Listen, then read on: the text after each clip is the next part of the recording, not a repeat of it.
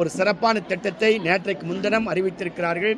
அது என்ன திட்டம் என்று சொன்னால், சென்னையில் தூய்மை பணி செய்து கொண்டிருக்கிறவர்களுக்கு காலை உணவு திட்டம் வழங்கப்படும் என்ற அறிவிப்பு முன்பாக செய்தார்கள். நாங்கள் காலையில் மட்டும் வழங்குவார்கள் என்று எதிர்பார்த்து கொண்டிருந்தோம். ஆனால் ஒரு மிகப்பெரிய மகிழ்ச்சியான செய்தியாக காலையிலும் உணவு, மதியத்திலேயும் உணவு, இரவிலேயும் உணவு என்று 3 நேரமும் உணவு வழங்கக்கூடிய ஒரு சிறப்பான திட்டத்தை அறிவித்திருக்கிறார்கள். காலையில் 5 மணிக்கு வேலைக்கு வந்தால் வெறும் வயிற்றோடு வருவார்கள். மதியம் வீட்டுக்கு சென்று சமைப்பதற்கு நேரமாகிவிடும். ஆகவே அந்த தொழிலாளர் தோழர்களுடைய உண்மையான அந்த நிலையை உணர்ந்து இருவேளை உணவை வழங்கியதோடு மட்டுமல்லாது, இரவிலே தூய்மை பணி செய்யக்கூடிய அந்த தூய்மை பணியாளர்களுக்கும் இரவு நேரம் உணவு வழங்கி ஒரு மகத்தான அறிவிப்பை செய்து எங்களை போன்ற தூய்மை பணியாளர்களுக்கு ஒரு மறுவாழ்வு கொடுத்திருக்கிற முத்தமிழறிஞருடைய தலைவர் கலைஞரின் மகன் ஐயா தளபதி மு.க. ஸ்டாலின் அவர்களுக்கு இந்த பகுதியின் சார்பிலே பணியாற்றக்கூடிய தூய்மை பணியாளர் சார்பிலே நெஞ்சார்ந்த நன்றியை தெரிவித்துக் கொள்கிறேன். இங்கே தூய்மை பணியாளர் சொன்னார்கள், இங்கே சென்னையில் இருக்கிற அந்த பணியாளருக்கு மட்டும் 3 வேளை உணவு வழங்குகிறீர்களே, எங்களுக்கு ஏன் வழங்கப்படவில்லை என்று கேட்டார்கள். இது பரிசாத்திரமான முறையிலே சென்னையிலே வழங்குகிறார்கள்.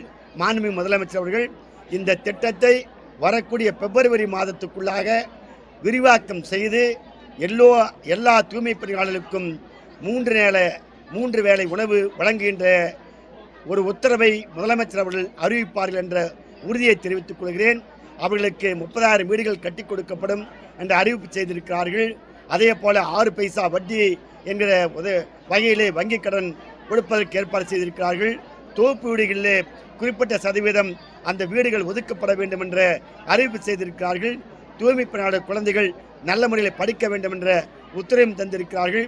யாரும் செய்ய முடியாத பெரிய ஒரு சாதனையாக தூய்மை பணியாளர்களை பாதுகாத்த தலைவர் தளபதியாருக்கு உங்களின் சார்பிலே நெஞ்சார்ந்த நன்றியை நான் தெரிவித்துக் கொள்கிறேன். நிரந்தர பணி என்பது நம்முடைய மாண்புமிகு முதலமைச்சர் ஐயா எடுக்க வேண்டிய முடிவு. இந்த நிரந்தர பணியை குறித்திருக்கிற பல்வேறு கோரிக்கைகள் முதலமைச்சரிடத்தில் வந்திருக்கிறது.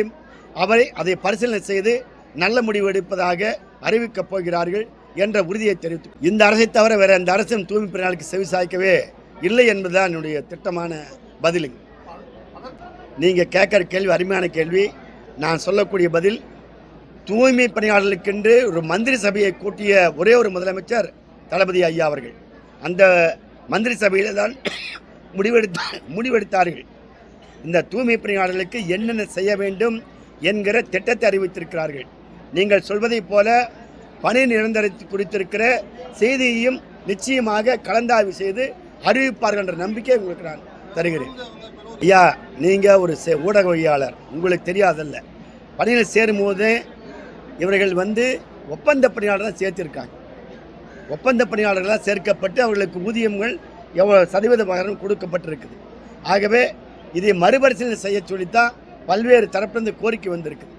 எல்லா செய்தியும் உள்வாங்கக்கூடிய முதலமைச்சர் நிச்சயமாக நீங்கள் சொல்லக்கூடிய நிரந்தர பணி குறித்திருக்கிற செய்தியும் நிச்சயமாக உள்வாங்கி நல்ல முடிவு அறிவிப்பார். அவருடைய அந்த யோசனையை நான் நிச்சயமாக முதலமைச்சருடைய கவனத்துக்கு எடுத்து சென்று, அப்படிப்பட்ட ஒரு நிலை இருந்தால் நிச்சயமாக அதை நீக்கி அவர்களுக்கும் மருத்துவ பரிசோதனை மாதம் ஒருக்கா செய்வதற்குண்டான ஏற்பாடுகளை செய்கிறோம்.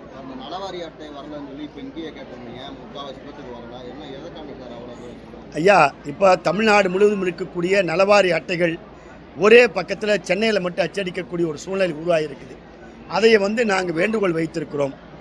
அந்தந்த மாவட்டத்திலேயே அச்சடிக்கக்கூடிய ஒரு சூழ்நிலை உருவானால், இன்றைக்கி பதிவு பண்ணால் ஒரு வாரத்துக்குள்ளேயே அவளுக்கு அட்டையை கொடுக்கக்கூடிய சூழ்நிலை உருவாகும்.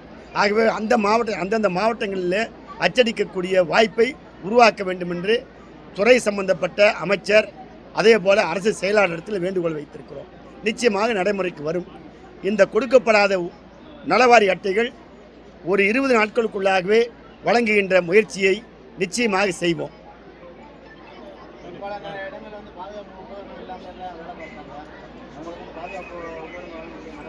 அப்படி பாதுகாப்பு உபகரணங்கள் யார், எந்த அதிகாரி எந்த துறை வழங்கப்படவில்லையோ அவர்கள் மீது கடுமையான நடவடிக்கை எடுக்க சொல்லி மாநில முதலமைச்சர் அவர்கள் உத்தரவிட்டிருக்கிறார். கையுறை போட மாட்டாங்கறாங்கன்னு நீங்களே தான் சொன்னீங்க. அப்ப கையுறை போடுறதுக்கு அவங்களுக்கு ஏன் முழுசா நீங்க வந்து ஒரு கட்டுப்பாடு கொண்டு வரல? இல்லை, நான் அதுக்கு ஒரு யோசனை நான் எங்கள் துறை சார்ந்த அலுவலகத்தை வைத்திருக்கிறேன். அந்த ரப்பரால் செய்யப்பட்ட கையுறை என்கிறது ஈரம் போய் ஈரம் கோத்து கை அரிப்பு ஏற்படுகிறது, அதை பயன்படுத்துவது சிரமமாக இருக்குன்னு சொன்னாங்க. நான் எங்கள் உயர்மட்ட அதிகாரிகிட்ட வைக்கக்கூடிய வேண்டுகோள், யூஸ் அண்ட் த்ரோ என்று சொல்லக்கூடிய ஒரு நாள் பயன்படுத்தி விட்டு தூக்கி எறியக்கூடிய யூஸ் அண்ட் த்ரோ வழங்க வேண்டும் என்று சொல்லி இன்றைக்கு பரிசாத்திரமான முறையில் சில பகுதிகளை வழங்கியிருக்கிறார்கள். நான் நேற்றைக்கு கூட சென்னையில் அந்த யூஸ் அண்ட் த்ரோ க்ளவுஸ் போட்டு தான் தூய்மை பணி செய்கின்ற காரியத்தை பார்த்தேன். சம்மந்தப்பட்டிருக்கிற ஏடி பஞ்சாயத், ஏடி டவுன் பஞ்சாயத், மாநகராட்சியுடைய ஆணையாளர் இவர்களுக்கெல்லாம் நிச்சயமாக நாங்கள் ஒரு உத்தரவை மாண்புமிகு முதலமைச்சர் வாயிலாக கொடுத்து யூஸ் அண்ட் த்ரோ வாங்கி அவர்களுடைய கைகளை பாதுகாக்கிற முயற்சியை ஈடுபடுவோம்.